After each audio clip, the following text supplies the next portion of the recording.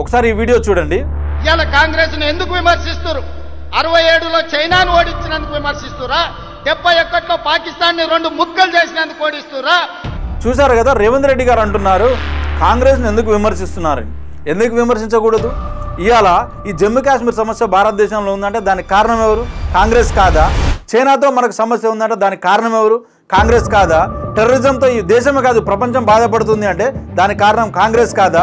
ఈ దేశంలో నక్సలిజం సమస్యకు కారణం కాంగ్రెస్ కాదా? ఖలిస్తానీ సమస్యకు కారణం కాంగ్రెస్ కాదా?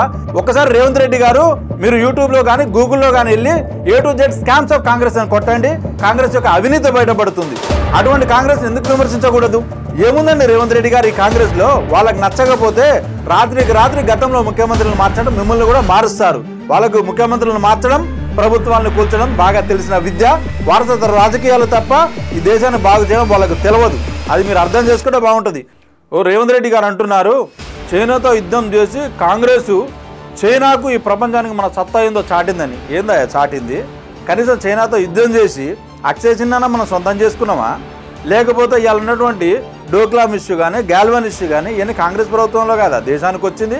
హిందూ మహాసముద్రంలో ఇవాళ చైనాతో మనం పడుతున్న ఇబ్బందులు కావచ్చు, అరుణాచల్ ప్రదేశ్ సిక్కింలో మనం పడుతున్న ఇబ్బందులు కావచ్చు చైనాతో, ఇవన్నీ కాంగ్రెస్ కాలంలో కదా సృష్టించబడ్డది.